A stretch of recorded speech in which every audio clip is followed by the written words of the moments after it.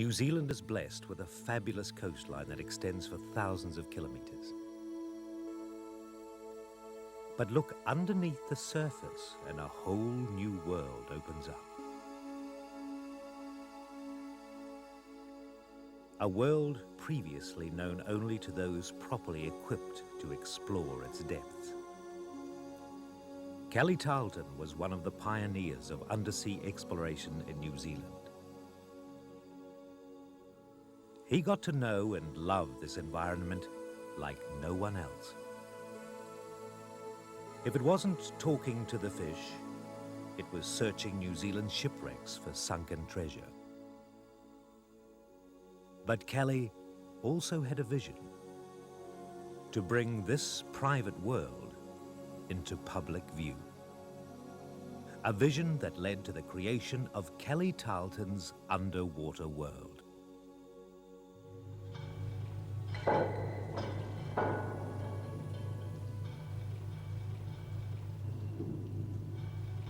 This was a dream that had very humble beginnings.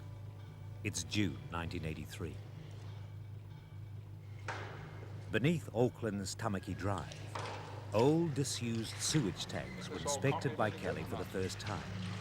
Beams seem to be all right. There's a bit of corrosion up there, but that's pretty minimal, really, considering they've been here since 1910. The decision was made. So what do you reckon, Kelly? Hell, I think this is it, man. This is what I've been looking for. Yeah, let's go for this. I'm a treasure hunter. It's got to be probably one of the worst sort of gambles you can take on. And this was really only another project in the same vein, just a little bit more grandiose. We wanted to achieve this aspect of a journey under the sea where people were in fact inside the tank and looking at the fish rather than the other way around. By April 1984, 2 large viewing aquariums were being constructed. On a trench down the middle rested the acrylic tunnels through which marine life would be viewed. The thing which was of great concern until we actually achieved the first sheet was bending the acrylic. And we couldn't be sure that in fact we could do it. And the Japanese assured us it couldn't be done outside Japan. The Germans agreed to sell us flat acrylic sheet. They couldn't bend it into tunnels for us. So it was up to us then to find some method of bending these sheets. We just went ahead and built a big oven, built it cheaply out of 4x2s and fiberglass bats, and made a mold and bent the stuff. And then we had it tested and it turned out to be fine. We bent 31 sheets, 31 tons of acrylic. So we saved a lot of money. As construction progressed, Kelly and his team were out on the water, searching for the marine life that would turn sewage tanks into another world.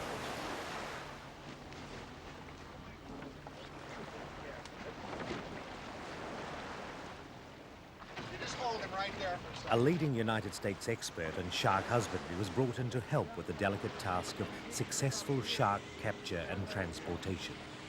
Out on Manukau Harbour, they soon had sharks alongside. You can work on that end. I'll work from the center. Yeah. You're going to have to get on right to put his head right down here. Just, This was the first time the New Zealanders had used shark cradles or slings for live shark capture. time is going to be critical with a fish this big, so we better get headed back. Catching these 8-foot bronze whalers on Auckland's tranquil harbours was one thing. Out on the deep waters of the Bay of Plenty, it was another matter altogether. According to local fishermen, large grey nurse sharks could be caught in abundance off volcanic White Island.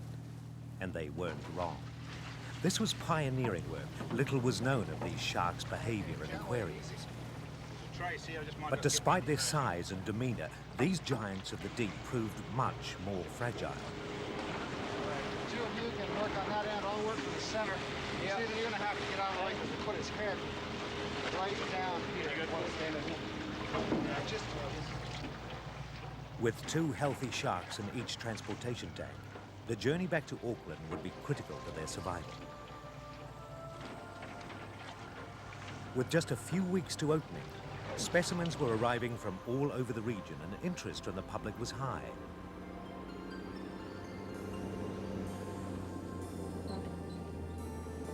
Even in the middle of the night, excited groups of onlookers clamoured for their first glimpse of a real live shark. Several days of intensive care are needed to enable sharks to regain their ability to navigate.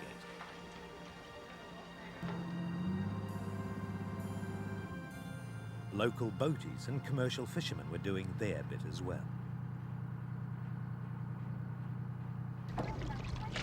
Many of the smaller species of fish and shark made their way to the holding tanks by way of public contribution, enabling Kelly's staff to concentrate on bigger fish like moray eels or 20-kilogram kingfish.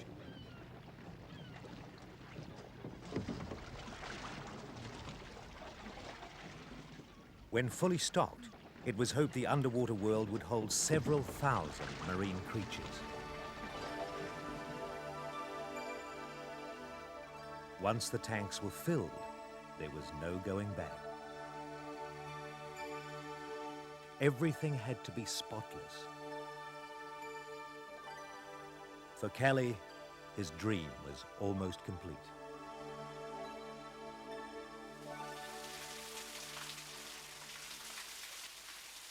At last, they were able to flood the first aquarium with 5 million litres of pure filtered seawater. To everyone involved, the clean water flowing into the viewing tanks signaled the end of 10 months' hard work. From slimy, unused sewage tanks, transformed into 2 sparkling viewing chambers.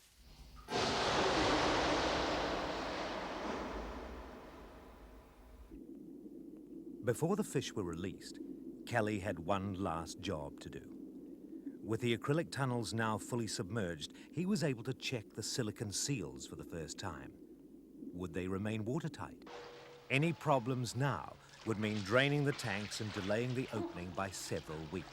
I reckon those seals are good. They look fine on the outside anyway. Looks right to me. The day had arrived to move the fish from their temporary holding tanks. Just a few feet from the traffic above, the fish were quickly netted and liberated into their new home. And this is hold this one in that right in the big hold the net in that so they don't go too far into the bag and it'll be alright. Over 60 different species totaling 2,000 fish would now live in the clean waters of their underwater world.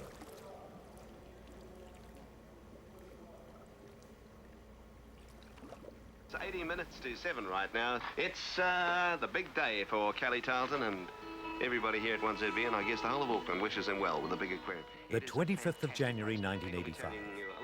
Kelly Tarlton's underwater world is open to the people of New Zealand for the first time.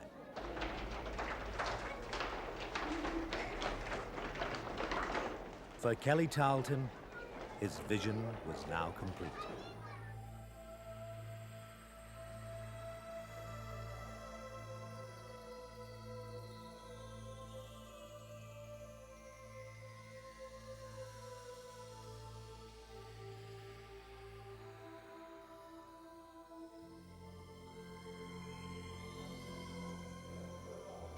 I get a great thrill out of walking through that tunnel and seeing that what we dreamed of has in fact become reality and has come true.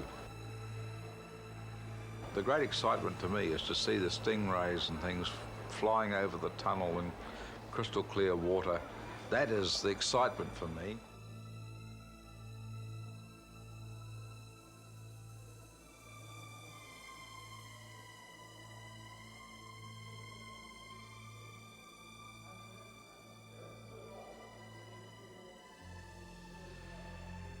But just 2 months after his underwater world opened to the public, Kelly Tarlton was dead.